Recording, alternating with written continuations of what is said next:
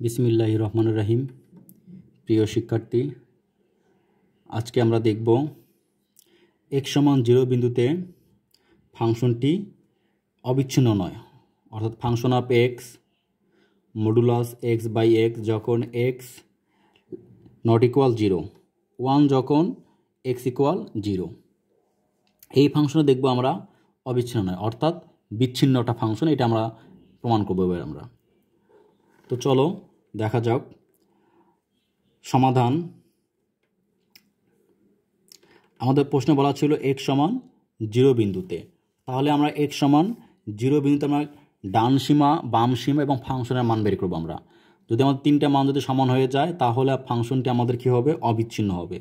আর তিনটা মানের যে কোনো একটা মান না হলেই আমাদের ফাংশনটি কি বিচ্ছিন্ন হয়ে যাবে। অর্থাৎ আমরা অবিচ্ছিন্নতার সাথে শর্তই দেখছি আমরা ডান লিমিট ইকুয়াল বাম লিমিট ইকুয়াল ফাংশনের মান। অর্থাৎ ডান লিমিট বলতে আমাদের বিন্দু x সমান যদি a বিন্দুতে হয় তাহলে ফাংশনের ডান লিমিট হয় limit x tends two a plus function of x, এবং আমাদের বাম লিমিট হয় limit x tends two a minus function of x সমান ফাংশনের মান বলতে ফাংশন অফ a হয়, তবে ফাংশনটি হয় আমাদের অবিচ্ছিন্ন হয়। আর যদি তিনটার যে কোনো একটা না হয় তাহলে ফাংশনটি আমাদের বিচ্ছিন্ন হয়ে যায়, অর্থাৎ অবিচ্ছিন্ন নয়। তাহলে আমরা দেখব তিনটায় মান আমাদের এখানে বিদ্যমান আছে কি না। যদি তিনটা মান আমাদের বিদ্যমান থেকে থাকে তাহলেই বুঝতে পারবো এটা আমাদের অবিচ্ছিন্ন, আর যে কোনো একটা মান অনুপস্থিত থাকলেই বুঝবো এটা আমাদের বিচ্ছিন্ন। তাহলে চলো দেখা যাক আমাদের এটার সমাধান। তাহলে এখানে আমরা দেখতে পারতেছি বলা ছিল x সমান 0 বিন্দুতে, তাহলে এখন আমি লিখব x সমান 0 বিন্দুর ডান সীমা, অর্থাৎ আমাদের মান তিনটা, একটা ডান লিমিট আর একটা হলো আমাদের বাম লিমিট। তাহলে আমরা এখানে প্রথমে ডান লিমিট বার করবো, অর্থাৎ আমাদের ডান সীমা বার করতে হবে আমাদের। তো আমরা লিখব x সমান, তাহলে x সমান 0 বিন্দুতে ডান সীমা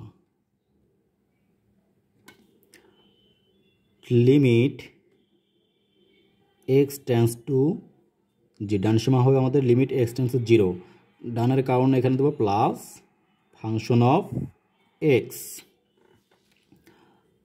equal limit x tends to 0 plus.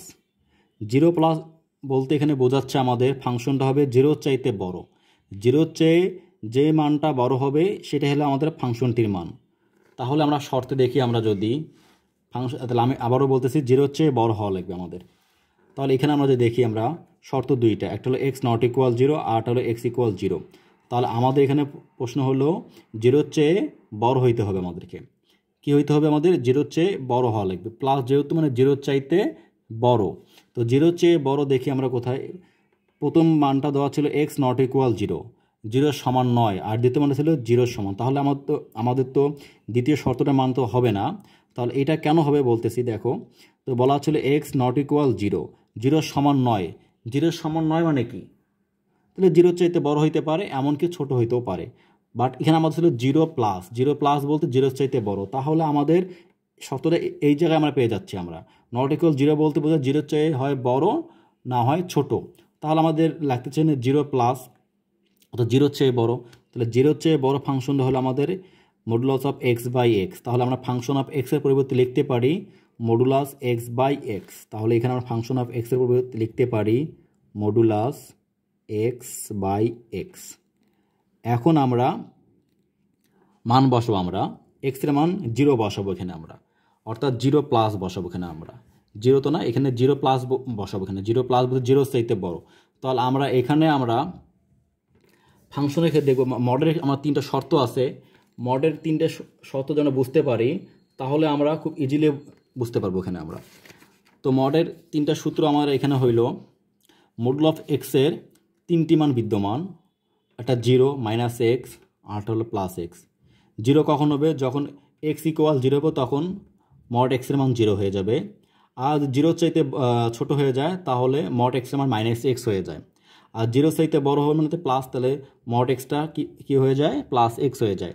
তাহলে এখানে আমাদের বলা ছিল 0 প্লাস, অর্থাৎ 0 চাইতে বড়, 0 চেয়ে বড় হলে আমাদের কি হয়, প্লাস এক্স হয়।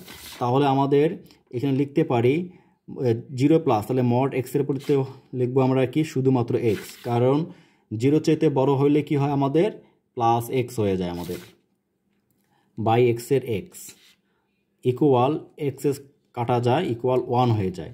তাহলে আমাদের ডান সীমা পেয়ে গেলাম, আমরা 1 পেয়ে গেলাম। এখন আমাদের বের করতে হবে বাম সীমা। তাহলে আমি লিখতে পারি আবার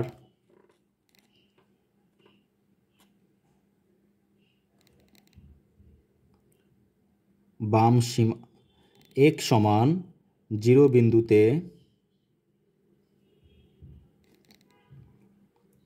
বাম সীমা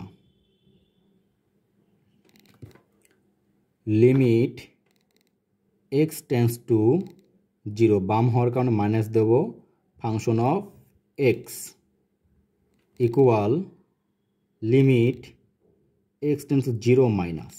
আমরা আবারও দেখব, অ্যান্ড ফাংশনটা হলো আমাদের 0 চেয়ে ছোট হওয়া লাগবে, 0 চাইতে ছোট। তো 0 চেয়ে ছোট দেখি আমরা কোনটা মান হয়।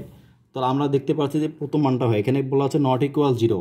নট ইকুয়াল 0 বলতে বোঝাচ্ছে এখানে হয় 0 চাইতে বড়, না হয় 0 চেয়ে ছোট। তাহলে এখানে আমাদের 0 মাইনাস মানে 0 চেয়ে ছোট। তাহলে আমাদের এই মানটাই হচ্ছে আমাদের ফাংশন অফ এক্স, বলতে আমাদের modulus of x by x হচ্ছে আমাদের। তাহলে আমি ফাংশন অফ এক্স লিখতে পারি মডুলাস এক্স বাই এক্স। আশা করি বুঝতে পারছো তোমরা। Equal limit x tends to 0, sorry এটা আমাদের লাগতেছে না আর, ইকুয়াল। এখন আমরা মান বসাবো, তো 0 চেয়ে ছোট, তো মডের মান আমরা দেখব 0 চেয়ে ছোট হলে কি হয়। তো আমরা তো দেখছিলাম, তোমরা যারা এই 3টে শর্ত বুঝতে পাবা তারা অবশ্যই অঙ্কটি ইজিভাবে বুঝতে পারবা। তাহলে এখানে আমাদের ছিল 0 চেয়ে ছোট, মাইনাস বলতে এখানে ছোটো বোঝাচ্ছে। তাহলে 0 চেয়ে ছোট যদি হয় তাহলে আমাদের মড এক্সের মানটা হয়ে যায় মাইনাস এক্স হয়ে যায়। 0 চেয়ে ছোটো হলে আমাদের মড এক্স কী হয়ে যায়, মাইনাস এক্স হয়ে যায়। তাহলে এখানে যেহেতু 0 চেয়ে ছোটো, তাহলে মড এক্স বলতে আমি লিখতে পারি মাইনাস এক্স বাই এক্স, এক্সেস চলে যায়, তাহলে মাইনাস 1 হয়ে যায়। তাহলে আমি ডান সীমার মান দেখলাম এক্স ইকুয়াল 1, বাম সীমার মান দেখলাম মাইনাস 1। তাহলে যেহেতু আমাদের ডান সীমা 1 আর বাম সীমা আমাদের মাইনাস 1, মান দুইটা আমাদের সমান হয় নাই, অর্থাৎ আমাদের ডান লিমিট এবং বাম লিমিট সমান হয় নাই। যেহেতু আমাদের ডান লিমিট বাম লিমিট সমান হয় নাই, সেহেতু আমরা ফাংশনের মানটা বের করার প্রয়োজন নাই আমাদের, কারণ আমরা জানি প্রথম শর্তেই তো আমাদের এখানে ফুলফিল হইল না, তার মানে এটা আমাদের বিচ্ছিন্ন নয়, অবিচ্ছিন্ন নয়, অর্থাৎ এটা বিচ্ছিন্ন। তাই লিখব যেহেতু ডান সীমা বলতে আমাদের এখানে limit x tends to 0 plus function of x, এটা বোঝাচ্ছে আমাদের।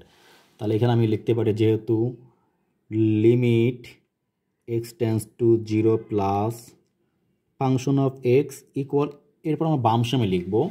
বাম সীমা বলতে আমাদের limit x tends to 0 minus function of x.